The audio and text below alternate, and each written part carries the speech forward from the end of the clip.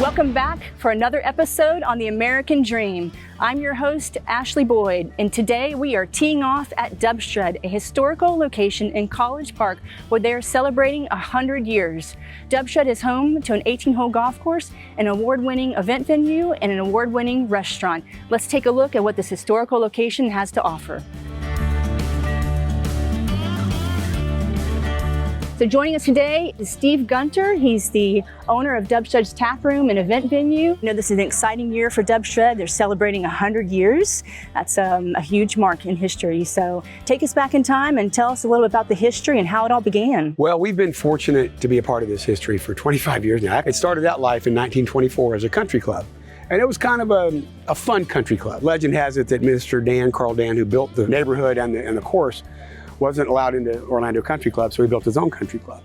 And there was a lot of gambling and fun and things that went on here that probably didn't go on at Orlando Country Club in the day. And the family ran the country club through 1978. And in 78, the city of Orlando bought it from the family who was ready to get out of the business. And they turned it into a municipal golf course, and they had a series of restaurants in here for a while. So tell me what you've been doing to help launch this location into an award-winning restaurant and event venue. Well, for the 100 years, the event side of our building, the ballrooms and the Florida rooms, they've been really the part of the social fabric of Orlando all along. Weddings, birthday parties have happened here for 100 years. So when we took that over, we just had to upgrade the facility a little bit, and we brought a lot of that back. The restaurant was more organic because it had been called different things through the years that it was public, and it hadn't done all that well. We kind of put a little bit of a flair of another restaurant concept we owned into it, and we kind of got lucky a little bit. College Park kind of started a rebirth, if you would, a rejuvenation. It was kind of on the rise, and we kind of rose that along with it.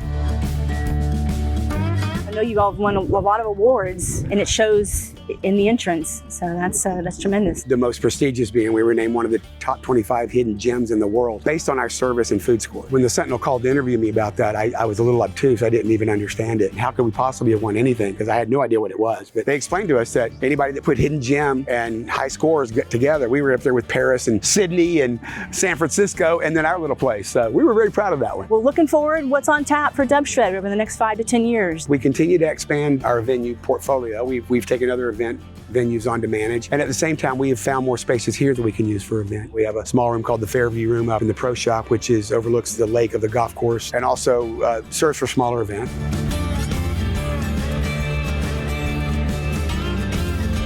The history of Dubsdread's golf course is rich with local lore, world-renowned sports legends, and hometown heroes.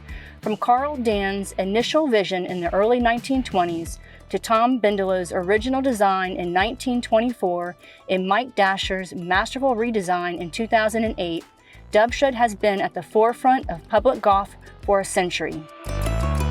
So I just hopped in the cart with Coach Steve. He's Dubsdread's very own golf pro. So good to see you, Coach Steve. So thanks for coming out today. Tell us, what are the key areas you like to focus on to help someone become a better golfer? One of the things that I like to look for in every golfer is realize they're kind of in two groups. Either one, they're trying to become a golfer, or they're trying to become a better golfer. If you've never played, obviously you're still trying to become a golfer, but even people who've played for a long time, let's say they can't break 100 for 18 holes, they're still trying to become a golfer. And the key element to doing that and becoming a better golfer is to do it the right way. Because most people do it backwards. I did it the not backwards way, which is probably why it worked out for me. But ultimately, there's a right way to do it. And I thought I'd take you on a ride to show you how that starts. Absolutely. Let's hit the first tee box.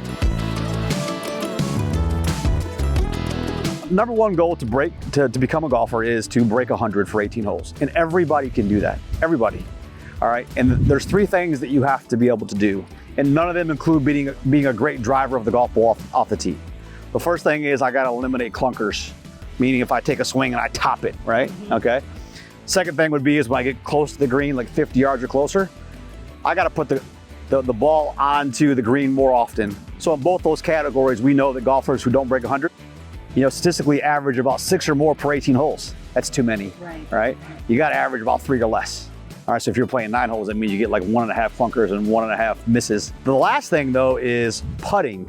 And putting means that you have to follow what we call like the 10% rule. So if you putt from say, from here to that hole is probably 25, 30 feet, okay? We'll call it 30 for easy math. When you miss that putt, and every level of golf is going to miss that putt probably 95% of the time, even the best players in the world, you got to miss inside of 3 feet. That's it.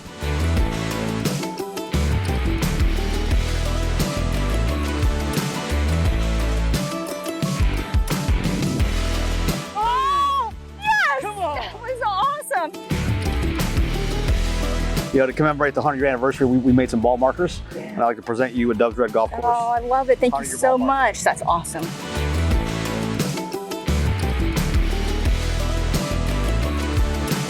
Thank you for joining us at Dubsdread in the quaint and charming town of College Park. Be sure to tune in on the next episode of The American Dream Selling Orlando. We'll see you next time.